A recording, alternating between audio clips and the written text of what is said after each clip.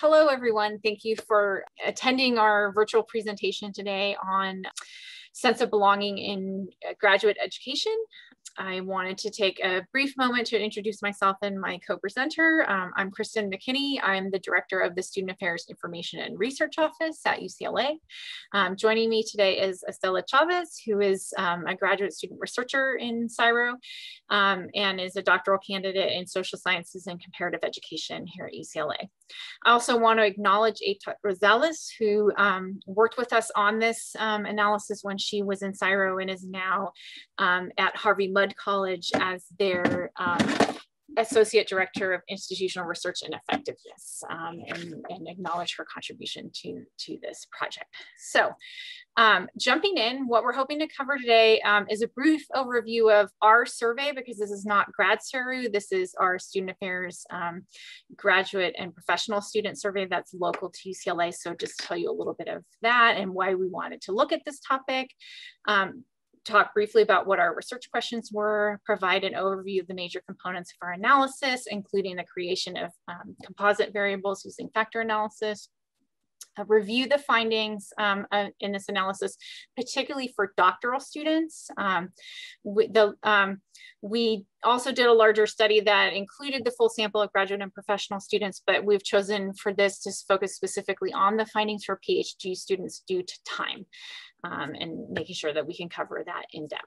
So let's move right along. So our graduate and professional student survey is locally designed with multiple campus stakeholder input, similar kinds of content to GradSERU, but definitely more local.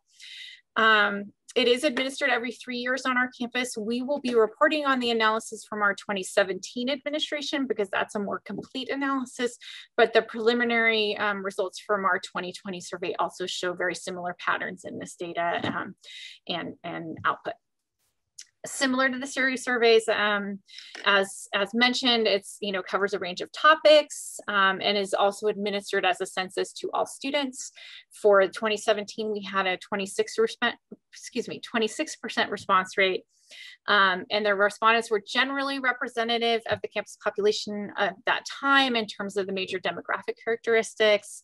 Female students and Asian students were slightly overrepresented and international students slightly underrepresented, but all were still within about a 5% variation or under 5% variation from the overall campus numbers for those demographics. As was noted earlier, this presentation is focusing specifically on PhD students, and they represented 62% of the total respondent pool. So why look at sense of belonging for graduate students? We really felt like sense of belonging is mostly being studied at the undergraduate level and not much consideration at the graduate student level, yet doctoral completion rates are only about 60%, as we know from the Council on Graduate Schools. Graduate student populations are becoming increasingly diverse, including more underrepresented populations that have been shown to have a differential sense of belonging at the undergraduate level. And so we wanted to, see if that was also being replicated at the graduate level. And we're also particularly interested in the advisor role as it relates to graduate students, because their graduate experience is much more departmentally bound and connected to their faculty. And so that was a particular component that we wanted to look at for graduate students. So that leads into our research questions. In general, we wanted to understand what factors influence doctoral students' sense of belonging in their department and program, and then what factors influence their sense of belonging on the overall campus. And finally, what role does advisor support in particular play in the sense of belonging? Does it make a difference above and beyond some of the other kinds of things that we would be considering in our analysis? So at this point, I will turn it over to Estela to talk a little bit more about the methodology we used to answer these questions. So we began by conducting a factor analysis using the principal component method.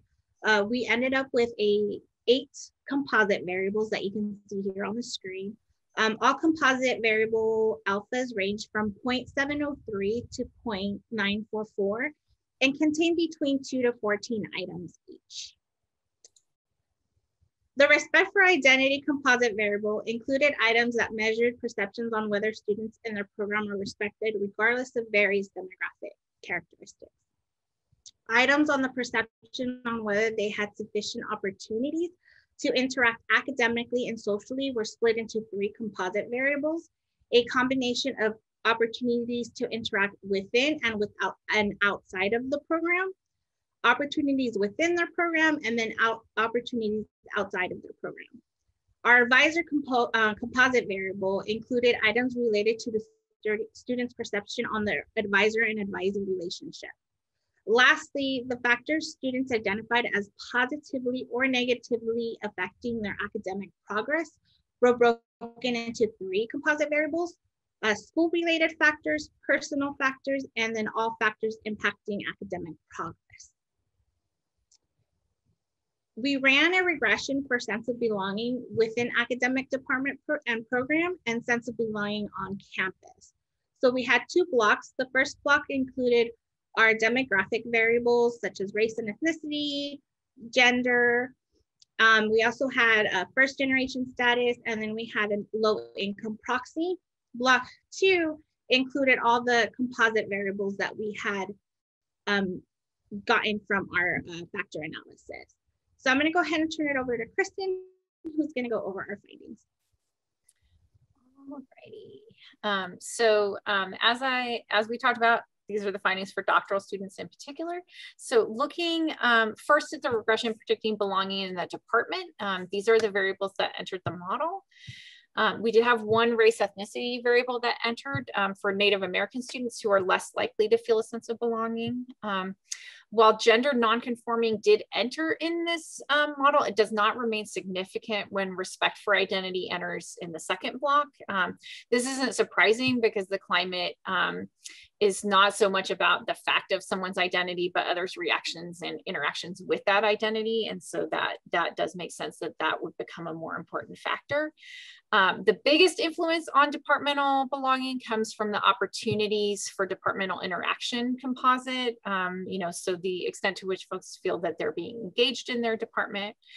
The advisor relationship in this model did also contribute to departmental belonging over and above the larger measure of departmental climate and interaction. So the relationship with the advisor is also having an important impact on students' sense of belonging within their department. And finally, the perceived level of respect for various identities contributed, as well as the challenges to academic progress. So those who are experiencing more challenges are less likely to feel a sense of belonging overall. So moving along to the sense of belonging more generally on the overall campus. These are the variables that entered the model. They are very similar to those in the departmental model, but not identical. Here, 2 race ethnicity variables for international students, which we include that in our race ethnicity variable in terms of replicating a more IPEDS model of race ethnicity reporting, international students who are more likely to feel a sense of belonging, and then Black students who are less likely to feel a sense of belonging on the campus overall. Again, gender nonconforming enters, but drops to non-significance when the respect for identity composite enters. Similarly, again, the biggest influence on belonging comes from the interactional opportunities perceived as available on the campus. Though here it's the overall opportunities to interact, not the specific opportunities to interact within the department. And then finally, the advisor relationship entered but did not remain significant. So it does not appear to be as an important and influence overall in terms of the belonging as it is to the departmental specific belonging. I think that makes sense given the role that faculty play within their department.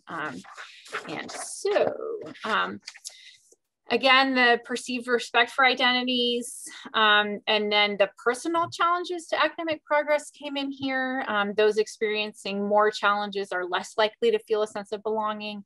Note that this is slightly different from the departmental findings where the overall measure of challenges, both personal and academic, entered. So this is more specific to the kind of, outside the academic realm challenges that students may be experiencing that impact their sense of belonging on campus.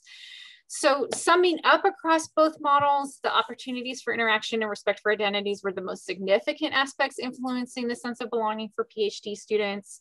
Advisor relationship played a smaller but still significant role at the department level. And the overall number of life challenges experienced by students also appears to be influencing their belonging. In terms of implications, you know, focusing on community building and respect for differences, as well as supporting them in navigating overall life challenges that they may be experiencing, we feel can make a difference to sense of belonging for PhD students. We recognize that these are not super earth-shattering findings for, you know, like in terms of what might already be known by folks who work on campus and are interacting with our doctoral students, but also the findings really reinforce the general findings on the ground about the influence of those factors and are showing that in these results. So that is it for our findings. And if you have questions, we hope that you will join us during the time at the symposium that's available for discussion and questions, or you can reach out to us at our contact information here.